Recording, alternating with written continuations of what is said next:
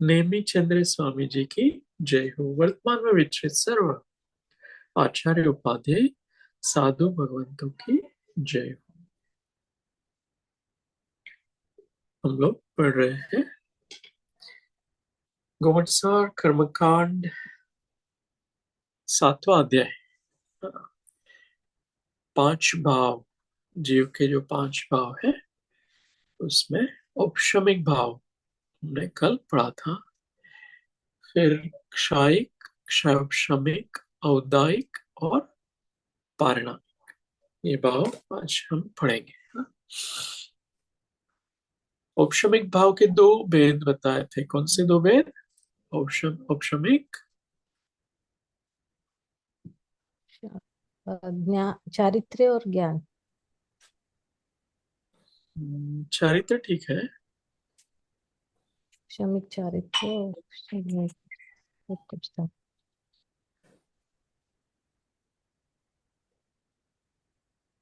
Krishna Ben mute पर। औपशमिक सम्यक्त्व और औपशमिक चारित्र। सम्यक दर्शन होता है ना, वो औपशमिक होता है ना। वहां पर औपशमिक सम्यक दर्शन और शौक्षमिक में क्या अंतर है? औपशमिक में ये जो मिथ्यात्व, मिश्र और सम्यक, तो ये तीनों प्रकृतियों का अनुदय होता है। अप्रशस्त, उनका प्रशस्त उपशम होता है, हमने पढ़ा था। और शैक्षणिक में सम्यक तो प्रकृति का उदय होता है। ठीक है, तो औपशमिक सम्यक दर्शन थोड़ा अलग है शैक्षणिक से और क्षायिक से। इसमें तीनों प्रकृतियों का उदय नहीं होता उपशमिक में, है ना। तो उसे उपशमिक सम्यक तो कहते हैं। और उपशमिक चारित्र किसे कहते हो, आज हम पढ़ते हैं। यहाँ से पढ़िए औपशमिक चारित्र। औपशमिक चारित्र्य उपशम श्रेणी में पाया जाता है। पूर्ण औपशमिक चारित्र उपशांत कषाय गुणस्थान में पाया जाता है। मोहनीय कर्म की समस्त प्रकृतियों के उपशम होने पर होने वाले जीव के वितराग चारित्र रूप परिणामों को औपशमिक चारित्र कहते हैं। हाँ, वीतराग चारित्र है। कौन से? वितरागता उत्पन्न हो गई, वो परिणाम हो गए, ऐसे ना। हाँ, कोई भी मोह कर्म का, मोहनीय कर्म का उदय नहीं है। हम्म, कौन से गुण स्थान में ये बनेगा? सातवें। चौथे गुण स्थान में। औपशमिक चारित्र का प्रश्न। चारित्र, अच्छा, छठे गुण स्थान। सात, छह सात। यहाँ क्या लिखा है? मोहनीय कर्म के समस्त प्रकृतियों का उपशम होना। समस्त का उपशम कौन से गुण स्थान में होता है? 11वें, 11वें। 11वें में। 10, वेरी गुड। 11। हाँ। शांत शांत। मन, उसे औपशमिक चारित्र कहते हैं। वितरागता है लेकिन कर्म दबे हुए हैं, उदय में एक भी नहीं आता, परंतु अभी सत्ता में से नहीं गए, इसलिए वापस उदय में आ जाते हैं। जैसे यहाँ पर बताया, ये चार्ट में देखो, ये यहाँ से मैं शुरू करता हूँ। तो ये फर्स्ट जो बार है वो समय बता रहे, नीचे से ऊपर तक के समय है, उसमें क्या हो रहा है? अप्रत्याख्यान प्रत्याख्यान, ये कर्म जो है ना, उनका द्रव्य है अभी, और जीरो है वो द्रव्य है। संज्वलन का भी द्रव्य है, और संज्वलन लोप का भी द्रव्य है। फिर उपशम श्रेणी में अंतरकरण जो होता है, उसके बाद अप्रत्याख्यान और प्रत्याख्यान, ये कर्म जो है उनका द्रव्य चला जाता है। तो ये द्रव्य नहीं है ना, ये 11वां गुण स्थान है। मैं यहाँ सर्कल ड्रॉ करता हूँ या रेक्टेंगल ड्रॉ करता हूँ। एक सेकेंड।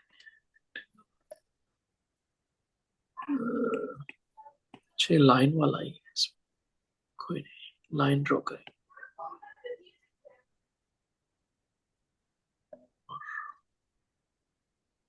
ये सब है ना, वो 11वां गुण स्थान है।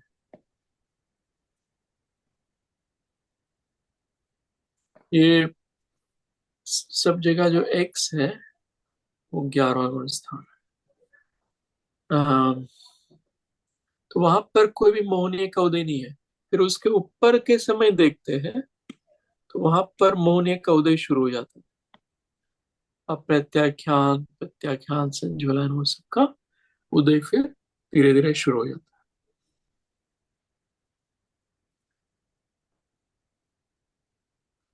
उपशांत कषाय गुण स्थान, यहाँ पर भी वही बात बता रहे हैं कि इस 21 प्रकृतियों का उपशम हो जाता है। जो ये ब्रैकेट बताया ना, यहाँ इतने भाग में कोई भी मोहनीय प्रकृतियां उदय में नहीं आती। वो 11वां गुण स्थान, उपशांत चारित्र। उपशमिक सम्यक्त्व 4 से 11 गुण स्थान तक, और चारित्र 8 से 11। सब कर्म 11वें में उपशांत हो जाते हैं। 8वें में कुछ होते हैं, 9वें में, 10वें में, है ना, और 11वें में सर्वमोहनीय कर्म उपशांत हो जाता है। तो चारित्र 8 से 11 कहलाएगा। ठीक है ना, ये क्लियर हो रहा है ना। औपशमिक, सम्यक्त्व और चारित्र कर्म शांत किए, सत्ता में से हटाए नहीं है, इसलिए वो वापस गिरता है ना। हम्म। बट आपने ये बोला था अब ये 4 से लेके 11 तक जो गुणस्थान है ये अंतर्मुहूर्त में फटाफट होते हैं इनके, है ना? तो बहुत कम हाँ टाइम एक, हाँ हाँ हाँ, एक ही अंतर मुहूर्त, कुछ सेकंड्स कह लो, बहुत दस ही अच्छा पंद्रह है ना ये, सेकंड्स मतलब। हाँ, ये शुद्धोपयोग ज्यादा रहे ना तो जीव को केवल ज्ञान हो जाता है, ज्यादा नहीं रह सकता वो। सब कर्म है ना वो भस्मीभूत हो जाते हैं। हम्म। अंतर्मुहूर्त में अपूर्वकरण, अनिवृत्तिकरण, है ना, वो हो जाता। पहले अध प्रवृत्तिकरण कह लो, फिर अपूर्व, अनिवृत्तिकरण, सूक्ष्म सांप्राय, हम्म। उपशांत मोह, ये 4 जो गुण स्थान कहेंगे उसमें सब ये प्रक्रिया हो जाती है। हम्म। 8 से 11 में अंतर्मुहूर्त में सब ये गुण स्थान पूर्ण हो जाते हैं। फिर जीव वापस 11 से 10, 9, 8 और 7वें गुण स्थान में गिर जाता है। अच्छा, कुछ सेकंड्स में गिर जाता है बस। तो इसके बाद ये 11 से लेके 14 तक भी जाएंगे ना? तो फिर नहीं, वो 10 से फिर 12 हो जाता है। शपथ श्रेणी में 10 से 12 है, फिर 13 अच्छा, और 14 आएंगे। तो वो कैसे क्षायिक भाव होने चाहिए उसके लिए? हाँ, क्षयिक ओके। भाव होने चाहिए। हम्म।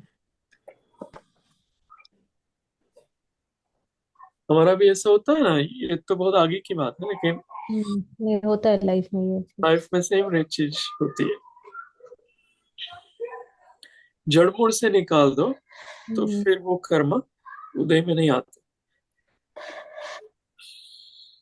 हम सराउंडिंग से बहुत फर्क पड़ता है, बट सराउंडिंग से बहुत इफेक्ट आता है तुरंत ही। हाँ, निमित्त कुछ नैमित्तिक गलत से। हो गया तो तुरंत ऐसे चेंजेस आ जाते हैं ना अंदर से, तो वो आने नहीं चाहिए।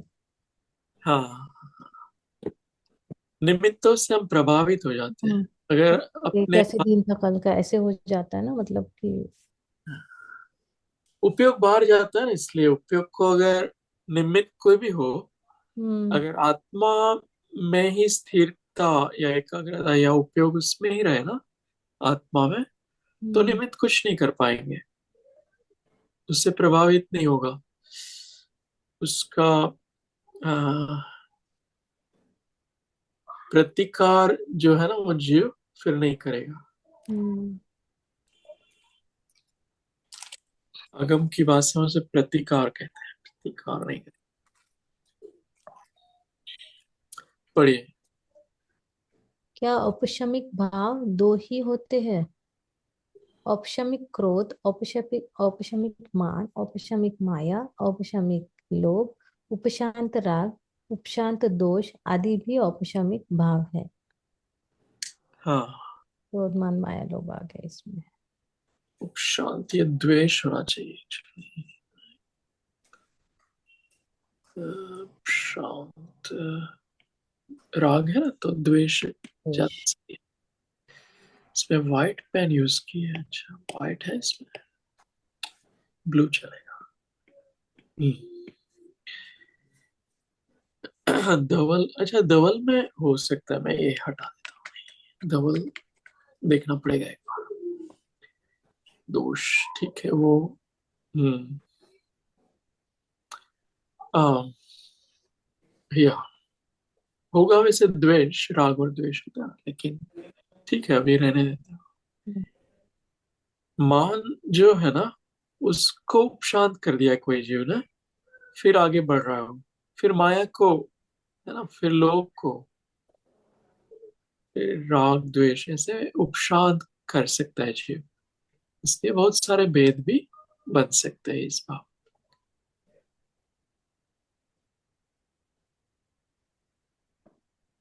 उपशांत मतलब वही दबा देना। हाँ, उसको शांत कर देना। जैसे ऑपरेशन करते हैं ત્યારે एनेस्थीसिया देते हैं ना, हाँ तो शांत कर दिया ना, तो उतनी हम्म, देर तक कुछ पीड़ा नहीं होगी।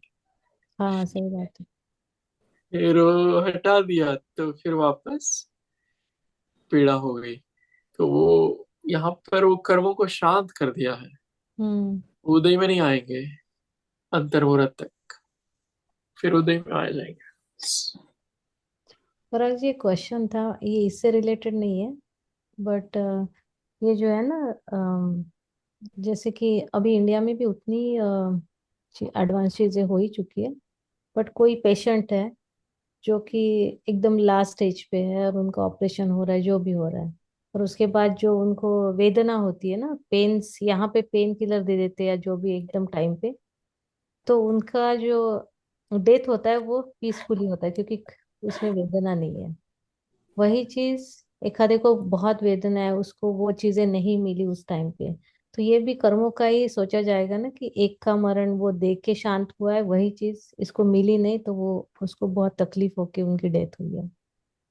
हाँ तो ये शांत भाव से भी तो मतलब वो कैसे उनको पुरुषार्थ करने का काम नहीं पड़ा कि मुझे इस टाइम पे अपने भाव शांत रखने हैं। वो ऊपर से मिल गया उनको कि कुछ हाँ चीजें ऐसे हो गई कि उस टाइम पे आपको उतनी ही चीजें मिल गई, अवेलेबिलिटी बहुत ज्यादा होने से, तो ये भी कर्म ही बोला जाएगा ना। हाँ, वो पुण्य कर्म का उदय हुआ, और हाँ मतलब सामग्रियां मिल गई ना। हाँ हाँ हाँ। वो उनको, वो जीव को एनेस्थीसिया मिल गया मान लो, या पेन किलर मिल गया। हम्म। वैसे निमित्त मिले वो सात वेदनीय का उदय आया, ऐसा कह सकते हो। हाँ हाँ। और दूसरे को नहीं आया। हम्म। लेकिन ये वेदनीय कर्म के मतलब उस टाइम पे संश्लेष परिणाम तो हुए नहीं उस जीव के। हो भी सकते हैं वो। शांत मतलब मरने के बाद भी आप बोल रहे हो? जैसे आपको कोई पेन नहीं है, हम्म।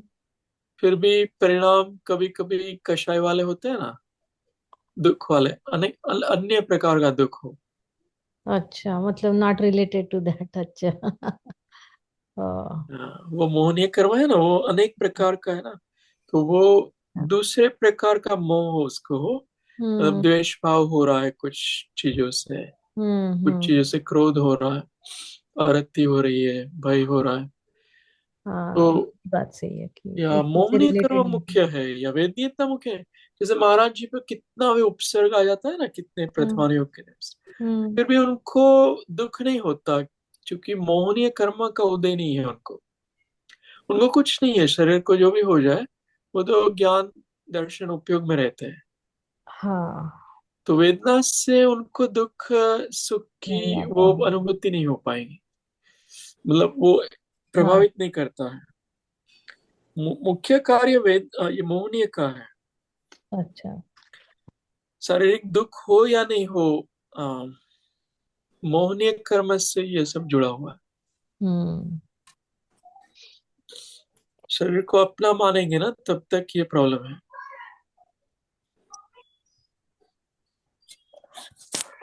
तो आगे देखते हैं। क्षायिक भाव।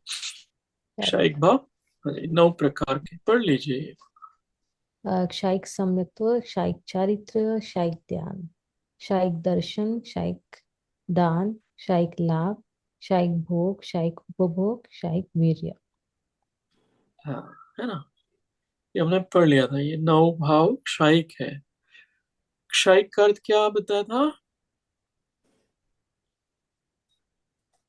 तो अक्षय हो जाना ना इसका, क्षायिक भाव मतलब पूरे क्लीन वाला ग्लास था। हाँ, क्लीन वाला, संपूर्ण रूप से वो कर्म चला जाना। जैसे क्षायिक सम्यक है तो उसमें दर्शन मोहनी का क्षय हो जाना, हम्म। मिथ्यात्वादी 3 कर्मों का क्षय। क्षयिक चारित्र में बाकी चारित्र मोहनी सब कर्मों का क्षय हो जाना। जैसे क्षयिक ज्ञान में क्या होगा? क्षयिक ज्ञान में कौन सा कर्म का क्षय हो जाएगा? पूर्ण ज्ञानावरणीय कर्म हाँ। का और सर्वज्ञता प्रकट। हाँ, 5 ज्ञानावरणीय कर्म का। क्षयिक दर्शन में दर्शनावरणीय कर्म का पूरा कितने क्षय। कितने हैं? 9। हाँ, केवल दर्शनावरणीय का भी क्षय हो जाएगा क्या? नहीं। नहीं, हाँ, दर्शनावरणीय का तो सही होगा ना, तो ही केवल ज्ञान प्रगटेगा। दर्शनावरणीय कर्म, केवल दर्शन प्रत्येक, हाँ। कर्म। तो हाँ, केवल दर्शनावरणीय कर्म का भी क्षय होगा। वो भी कर्म है जो दर्शन को बाधित करके रखा हुआ है। तो है ना, 9 9 के 9 सब के सब क्षय हो जाएंगे। यहाँ पे 5 है, अलग कलर में लिखना पड़ेगा। ग्रीन में ट्राई करते हैं। 5 है ना, और इसमें कितने हैं?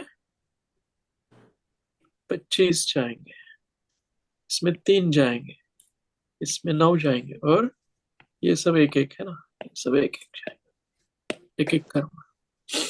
कितने सर्व कर्म का क्षय होगा? कितने कर्म है ये? 40 कर्मन की 63 प्रकृति नासी, जीते अष्टादश दोष राशि, ये बोलते हैं ना। हम्म। तो हाँ, ये हाँ, टोटल 63 प्रकृति है। हाँ, मौनी की ठीक। 47 होगी, 46 या 47, काउंट करते हैं देखो। चलो। 25 और 5 हम्म, 30, 30 और 10 40 42, 43 44 45 46 46 है। 47। हाँ, 47 प्रकृतियों का क्षय होता है जब जीव क्षयिक भाव प्राप्त करता है। ये घात्या कर्म है। अघात्या भी कुछ क्षय हो जाते हैं, वो सब मिलाएंगे तो 63 हो जाता है। पढ़िए। क्षायिक सम्यक्त्व, दर्शन मोहनी की 3 एवं अनंतानुबंधी की 4 प्रकृतियों के नष्ट होने पर जो अति निर्मल श्रद्धान प्रकट होता है वह क्षायिक सम्यक्त्व है। हाँ, यहाँ एक्चुअली 7 लिख देते हैं, इसको फॉलो करते हैं।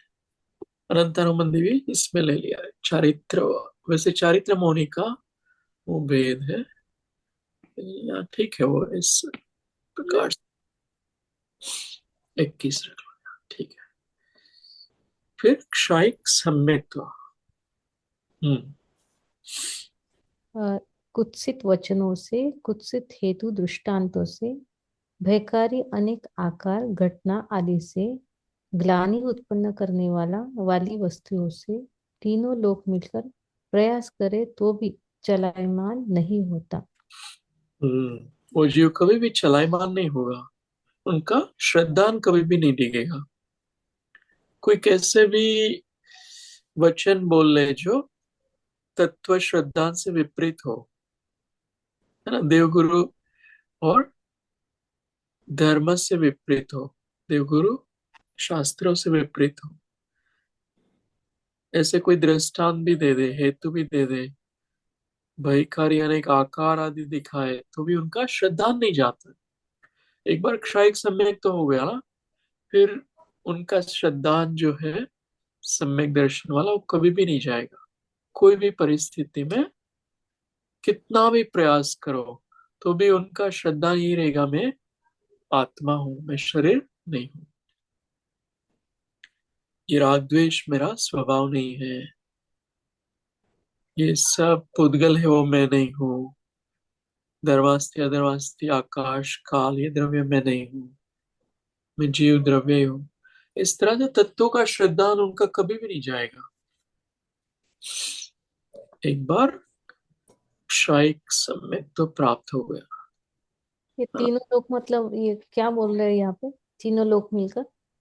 ये कह रहे कि कितने भी तीन लोग के मान लो देव भी आ अच्छा, जाए, हाँ, अधोलोक ऊर्ध्वलोक मध्य जो कोई सब भी आए लोग तो भी, हाँ। उसको समझाने आ जाए कि नहीं नहीं, तुम शरीर हो या जो भी है ना, हाँ हाँ, ये तो भगवान गलत है, या सब समझाने आ जाए ना, तो भी वो नहीं मानेगा, हम्म। चलायमान नहीं होगा धर्म से। अच्छा, खुद जीव है, आत्मा है, ऐसा श्रद्धा, आत्मा का हाँ ज्ञान। हम्म। हाँ, ऐसा श्रद्धा। फिर पढ़िए। शायिक चारित्र्य निमित्य सर्वमोहनीय कर्म का क्षय, परिणाम अत्यंत निर्मल वितरागी परिणाम। उदाहरण, स्फटिक मणि के पात्र में रखा निर्मल जल। हम्म, वितराग परिणाम, अत्यंत निर्मल वितराग, कोई राग द्वेष नहीं, अपने ज्ञान स्वभाव में, शुद्ध ज्ञान स्वभाव में स्थित, केवल ज्ञान, केवल दर्शन।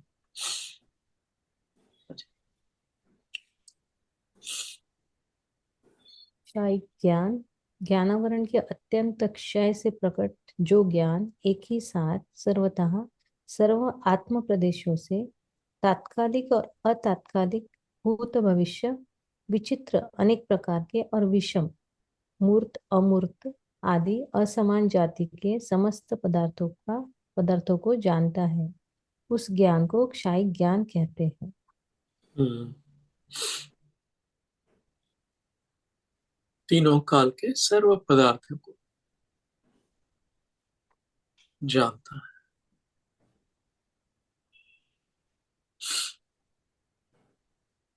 ये ज्ञान का स्वरूप कैसा चमत्कारिक है, या अद्भुत है, या कहो कि इनक्रेडिबल, इंग्लिश में क्या कहेंगे, कि आप यहाँ बैठे हो और पूरे लोकाकाश के सर्व पदार्थ आप जान रहे हो, यहाँ बैठे बैठे, कुछ करने वहां देखने जा नहीं रहे हो, कहीं पर जा नहीं रहे हो, विदेह क्षेत्र या देवलोक या सिद्धशिला या नरक या, है ना, स्वयंभू, कहीं जा नहीं रहे हो, यहाँ बैठे बैठे सब पदार्थ जानने में आ रहे हैं।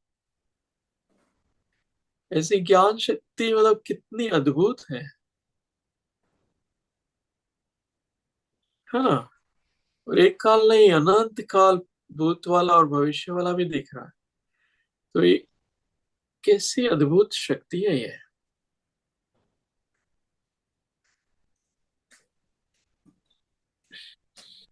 हम्म, 11th इसमें दिखेगा क्या, मतलब जो 11 गुण स्थान होता है उनको दिखता है नहीं है ज्ञान उसमें। होता वहां मोहनीय को ही उपशमित किया है, ज्ञानावणी दर्शनावणी का उदय चल रहा है, है? अच्छा। अंतराय का भी चल रहा है, हम्म। उसका अनुदय नहीं हुआ है। तो ये मोह, कौन से गुण हाँ, स्थान में होगा? ये होगा 13वें में, अच्छा। 12वें के अंत में ये क्षय होता है, 12वें का आखिरी समय है, तब ज्ञानावरणीय कर्म का क्षय हो जाता। 13वें में केवल ज्ञान की प्राप्ति। ये अद्भुत है ये बहुत बहुत ही बड़ी बात है ये। कि इतनी शक्ति पहली आत्मा। हाँ जी। बहुत ही बड़ी बात है ये। एकदम से मतलब पूरी तरह से उनका जो भी लास्ट में होता है वो निकल जाते हैं, उसके पहले की स्टेज है ना ये सारी। तो ये 13वें का अवस्था है, और हम लोग के लिए भी इनको अगर समझना हो, केवल ज्ञान को, क्षायिक ज्ञान को, तो अपना जो ज्ञान है उससे कैसे समझ में आएगा कि क्षायिक ज्ञान जैसी भी कोई वस्तु हो सकती है। अभी हम जो जान रहे हैं ना, उससे कैसे आप रिलेट कर पाओगे।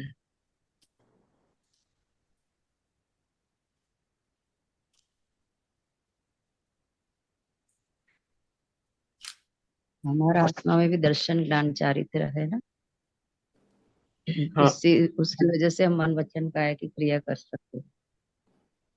तो मेन तो आत्मा से होता है दर्शन ज्ञान चारित्र, ज्ञान भी उधर से होता है।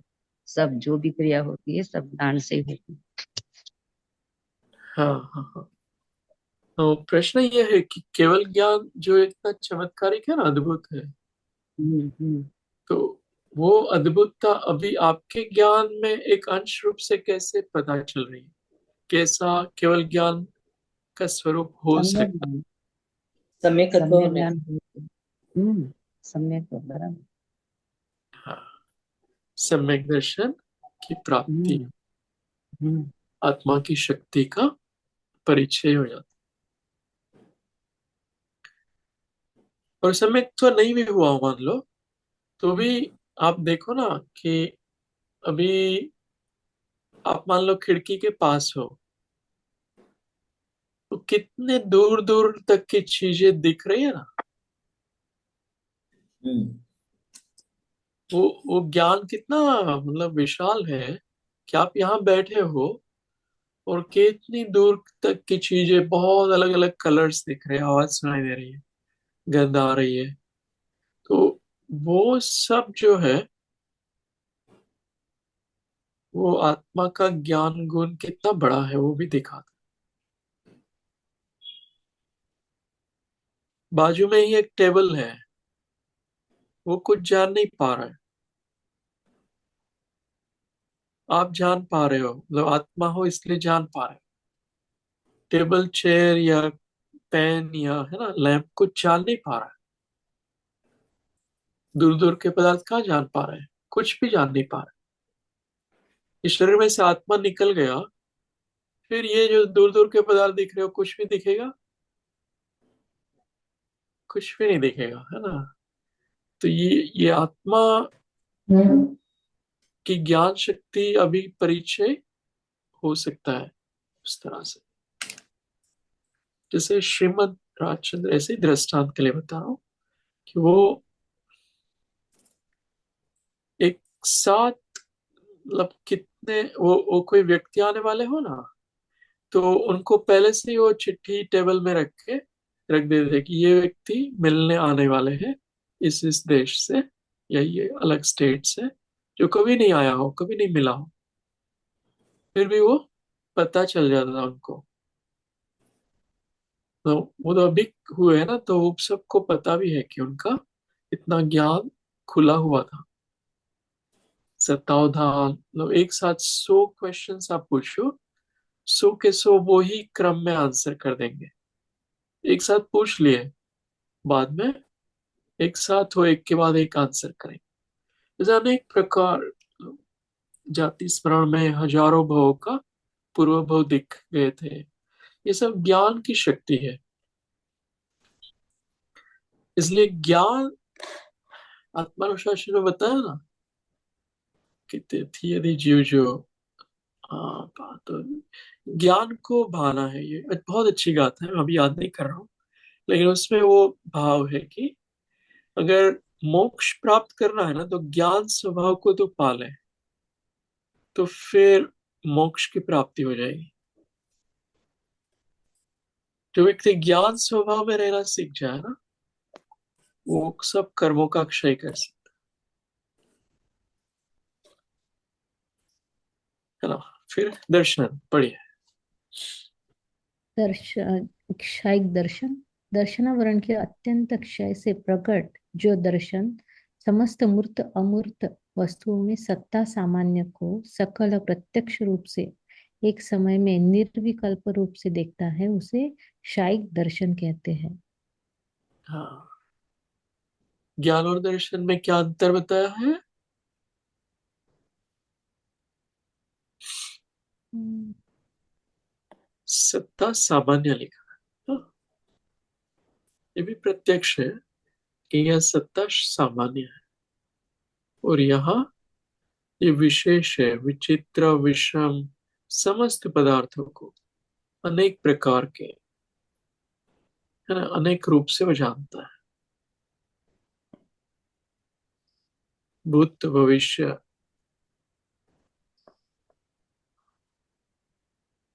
निर्विकल्प, ये दर्शन में दर्शन में भूत भविष्य पदार्थ दिखेंगे।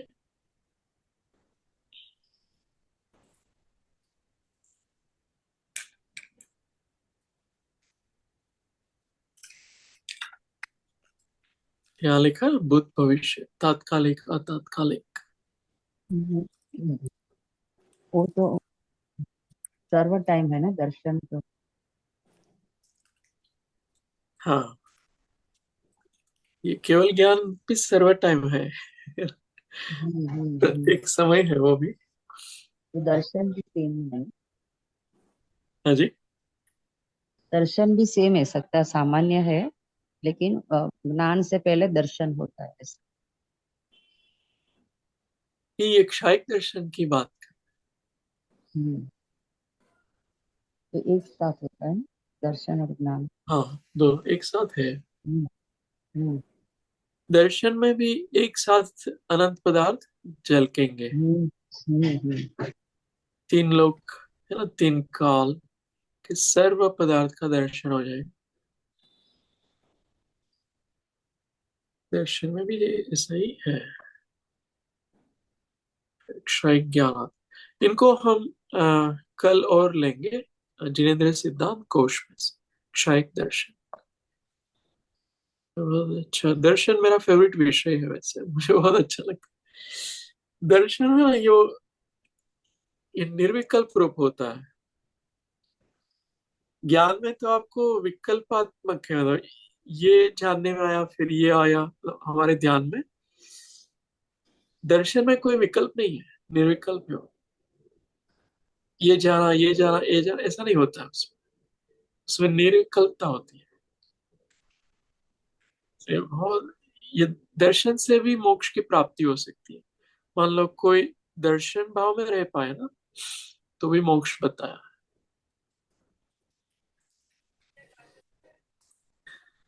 ये प्रवचन सार में है, सेकंड लास्ट गाथा है, उसमें भी ये विषय है। फिर क्षयिक दान। दानांतराय कर्म के अत्यंत क्षय होने से दिव्य ध्वनि आदि द्वारा अनंत प्राणियों का उपकार करने वाला क्षयिक दान। क्षयिक लाभ, लाभांतराय के क्षय से केवल ही भगवान के शरीर का बिना भोजनादि ग्रहण किए बने रहना। हाँ, कितना अच्छा लिखा है। हम्म, अनंत प्राणियों का उपकार करने वाला है। दान करते हैं भगवान, कैसे करते हैं? कितने प्राणियों पर उपकार करते हैं? हम्म, अनंत प्राणियों का उपकार कर, और लाभ में बिना भोजन के भी शरीर उनका बना रहता है।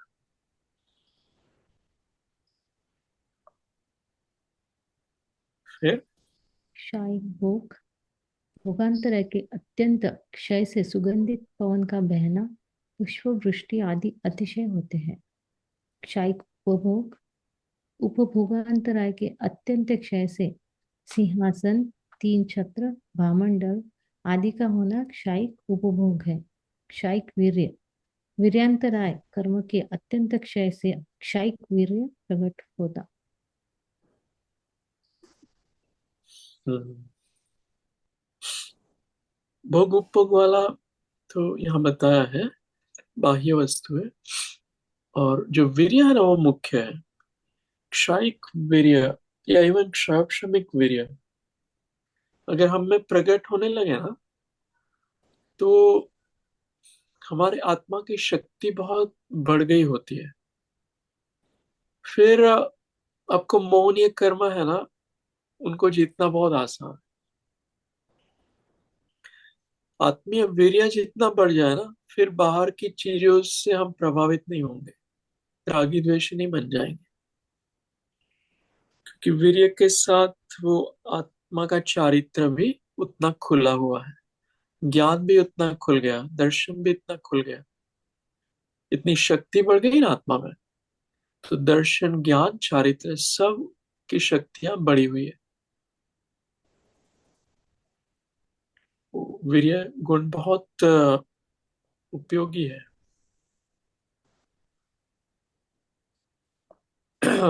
ये भी डिटेल में कभी पढ़ना चाहिए, अनेक ग्रंथों में इनका विषय बता।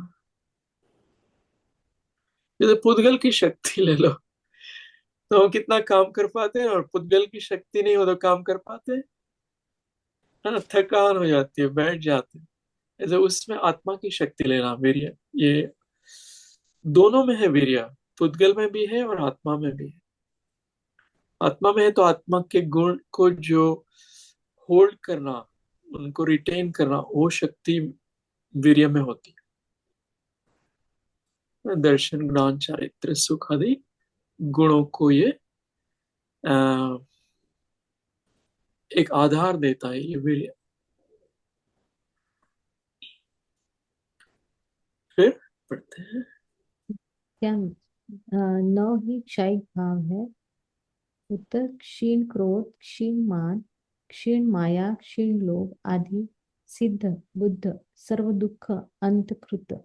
इसी प्रकार अन्य भी क्षयिक भाव जानने चाहिए। हम्म, है ना? मान संपूर्ण चला गया है, क्रोध संपूर्ण रूप से कर्म ही चला गया, वैसे उत्तर भेद बन जाएंगे।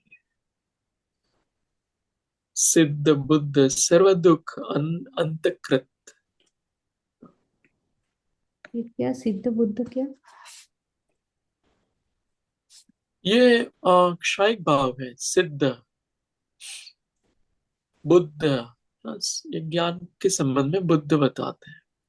अच्छा सर्व दुख यानी सुख जो होता है, वो सर्व दुख अंतकृत, उनका अंत हो गया, अच्छा, हाँ तो अनंत सुख प्रकट हुआ।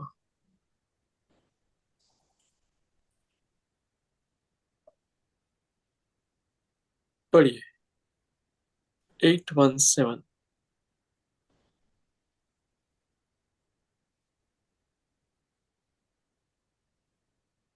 ओम 818 ना, 17। 817। आवो वसनीय भावो चौर्णाणतिदंशनम दियण्णाणम दानादि पंचवेद गसराग चारित देश जमम। ओम। क्षमिक भाव मति ज्ञान आदि चार ज्ञान, चतुरादि तीन दर्शन, कुमति आदि तीन अज्ञान, दानादि पांच, वेदक सम्यक्त्व, सराग चारित्र्य और देश संयम, इस तरह 18 भेदों सहित है। क्षयिक भाव का विषय पूर्ण हो गया, अभी कौन सा भाव चलेगा? क्षमिक भाव, वेरी गुड। तो क्षमिक भाव में चार ज्ञान बताए, कौन से चार ज्ञान? मति ज्ञान, शुद्ध ज्ञान, अवधि ज्ञान, मनपर्य ज्ञान। हाँ, ये चार ज्ञान है, वो क्षमिक भाव है। क्यों क्षमिक भाव है?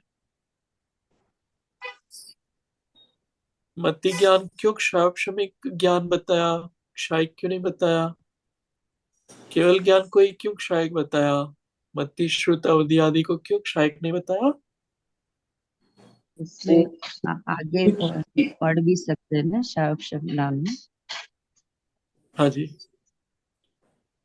आगे कुछ पढ़ भी सकते। लिमिटेड होता है मध्य लिख ज्ञान। सकते हैं ना। हाँ उस सम्यक प्रकृति का उदय होता है, और सहायक में भी जा सकते हैं, और उपशम भी हो सकता है ना इसका, शायोक्षम का। हाँ हाँ। वो परिभाषा है क्षारक्षमिक की। सामान्य रूप से ये जो दर्शनान बता रहे थे ना, वो लिमिटेड ज्ञान है, क्षारक्षमिक है ना। आप आंख से देखते हो तो दूर दूर कितना तक देख पाते हो, है ना। लिमिट आ गई ना। कान से कितने योजन तक दूर का सुन पाते हो, है ना। ऐसे गंध भी कितने दूर तक की ले पाते। लिमिटेशन है वो क्षारक्षमिक भाव है। और लिमिटेशन क्यों है? अवधि तक है ना, इसलिए लिमिटेशन है। नहीं, मति श्रुत सब में लिमिटेशन है। आप कहाँ हाँ देख सब पाते हो में दूर है। दूर का? हाँ हाँ। सुन नहीं पाते। संपूर्ण कर्मों का क्षय नहीं हुआ है। हाँ, विकर्मा का उदय हम्म भी है और थोड़ा हम्म उखाड़ भी है। हम्म हम्म इसलिए सर्वक्षम की क्षापशमी। परिभाषा ऐसी है ना, कि सर्वघाती कर्म को देशघाती कर्म में उदयाभावी क्षय, और तदनुसार उपशम, सदवस्थारूप उपशम। हाँ सदवस्था रूप उपशम। हाँ और सम्यक प्रकृति का उदय। हाँ, वो सम्यक दर्श, ये भाव के लिए आप बता रहे हो, वेदक सम्यक शायद- है ना, हाँ। उसकी परिभाषा है वो। हम्म ये मति ज्ञान की भी शायद श्रमिक परिभाषा। के लिए भाव है ना, शायद श्रमिक के लिए यही है ना परिभाषा, उसको ही वेदक बोलते हैं ना। नहीं नहीं नहीं। शायद श्रमिक और वेदक सेम नहीं है। नहीं, क्योंकि जब भैया जी पूछते हैं कि शायद श्रमिक दर्शन किसे कहते हैं, तो हम यही परिभाषा बोलते हैं कि देखो सर्वघाती का 18 कर्म। भाव है ना शैक्षणिक, उसमें से एक भाव है वो वेदक वाला है। 18 में से एक अच्छा। है। बाकी के हाँ तो 17 में कौन सा, वेदक नहीं है। तो कौन सा है वो एक वाला? वो सम्यक्त्व वाला शैक्षणिक सम्यक्त्व है ना, हाँ। वो शैक्षणिक वेद भाव है। अच्छा। वो एक है। बाकी मति ज्ञान में वेदक वाला नहीं आता। श्रुत हम्म ज्ञान ये जो है ना, अवधि मन प्रिय, वो भी शैक्षणिक भाव है। हम्म हम्म हम्म, चक्षु दर्शन, चक्षु दर्शन, अवधि दर्शन, वो भी शैक्षणिक भाव है। उसमें वेदक शब्द नहीं आएगा। अच्छा। हाँ, तो देखो ये परिभाषा यहाँ बताई है जो आप बता रहे हैं ना, वो पूरा हम्म चार्ट बताया उसका। ये बहुत गहराई में बताया है यहाँ पे। ये उदयाभाविक क्षय और सदवस्था उपशम है ना, ये अपन समझेंगे, आज शायद नहीं कर पाएंगे, लेकिन ये समझना जरूरी है। राइट। इसमें वेदक की परिभाषा नहीं आती। ये उदयाभाविक क्षय या सदवस्था उपशम है ना, ये सामान्य रूप से 18 सब प्रकार के भावों में अप्लाई कर सकते हो। और इनको ही सम्यक दर्शन के लिए अप्लाई करो ना, तब वेद का उपयोग कर सकते हो। शैक्षणिक सम्यक्त्व की बात हो ना, तब वेदक शब्द उसमें डलेगा। वो अपन देखेंगे ये विषय पूरा। तो ये थोड़ा by the way advance topic है। इतना डिफिकल्ट नहीं है, लेकिन पढ़ लेते हैं पहले।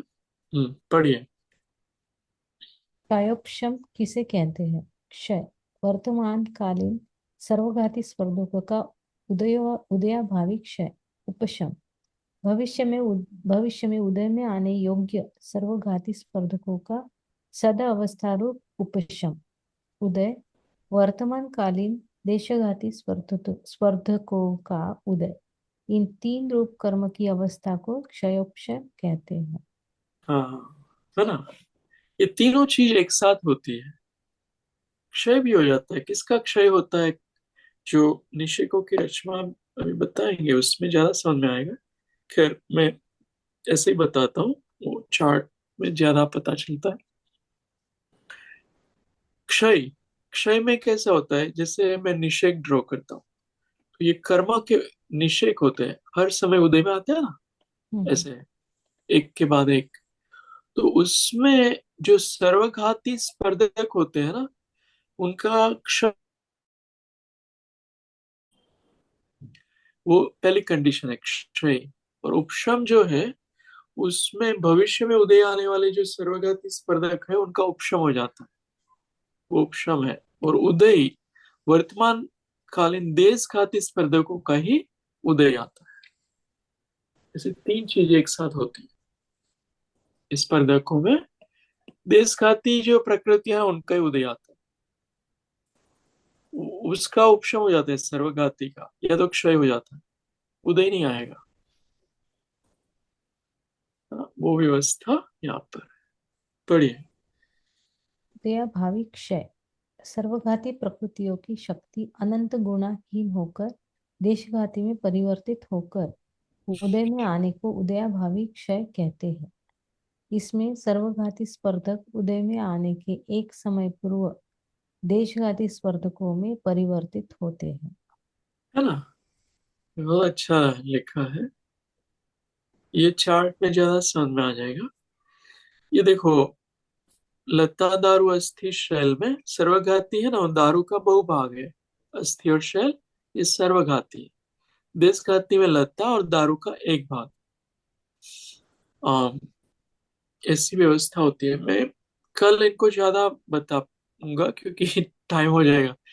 ये स्पर्धक कैसे बनते हैं ना, वो एक अलग से ड्राइंग करके देखेंगे। तो खैर, मोटा हिसाब ये है कि कर्मों में जो फलदान शक्ति होती है ना, वो जो बहुत ज्यादा हो, जैसे कि क्रोध की शक्ति बहुत ज्यादा हो, वो सब सर्वघाती में लिया है। सनातनावधि क्रोध। और ये अप्रत्याख्यान क्रोध हो ना, प्रत्याख्यान आदि, उसमें मतलब संज्वलन आदि, उसमें देशघाती स्पर्धक होते हैं। प्रत्याख्यान और संज्वलन में देशघाती होते हैं, लत्ता और दारू का एक भाग। तो वो ज्यादा फल नहीं दिखा पाते, इसलिए उनको क्षापशमिक भाव बोलते हैं। वो इतना फल नहीं दिखा पाएंगे, उनका जो इम्पैक्ट है वो कम है। तो वो स्पर्धक का उदय क्षापशमिक भाव में आता है। बोलेंगे अपन मत्ती ज्ञान में कैसा होता है, श्रुत में या वेदिक सम्यक्त में कैसा होता है, वो कल देख सकते हैं। अच्छा ये विषय, इससे हमें ये बेनिफिट मिलेगा कि हमारे जो कर्म है उसको कैसे डिले करने चाहिए। फिर वो अपने वो क्रैकर्स जो होते हैं ना, इंडिया में फटाकड़े बोलते हैं गुजराती में, वो फिर उसमें से शक्ति निकाल दो तो क्या कुछ ज्यादा फल नहीं दे पाता ना, ज्यादा आवाज नहीं कर पाते। उसमें पानी डाल दो या जो, ऐसे ये कर्म है ना, उसकी शक्ति कम कर दो तो वो ज्यादा फल ही नहीं दे पाएंगे। फिर आपके सम्यक्त्व को बाधित नहीं कर पाएंगे, मति ज्ञान को ज्यादा बाधित नहीं कर पाएंगे। वो सब विषय इसमें आएगा। कर लेते हैं इसको, है ना, यहाँ तक रखते हैं। थोड़ी देर ध्यान करना हो तो कर लेते ओम जय जिनेन्द्र। हैं। जय जय कृष्ण। प्रणाम। प्रणाम। भाई शक्ति को कम कैसे करेंगे? हाँ, अच्छा प्रश्न। शक्ति को कम कैसे करें? हम चिंतन करें ना, चिंतन समझते हैं ना, विचार करना कि वेद विज्ञान का विचार करो, या तो कषाय कैसे दूर हो ऐसे विचार करो, या भय दूर करने के विचार करो। अलग अलग रूप विचार करने से भी कर्म की शक्तियां कम हो जाती हैं। व्रत उपवास वगैरह भी कर सकते हैं उसमें। हाँ, व्रत उपवास से भी कम हो जाती है, नियमों से, जैसे, या व्रत उपवास से भी काफी फर्क, पूजा करने से, सामायिक करने से, प्रतिक्रमण करने से, ये सब क्रियाओं से भी कर्म ढीले हो जाते हैं। और भी स्वाध्याय आदि करो, ध्यान करो, उससे भी कर्म ढीले हो जाते हैं। तत्वों का चिंतन करें, उससे भी बहुत ज्यादा कर्म ढीले हो जाते हैं।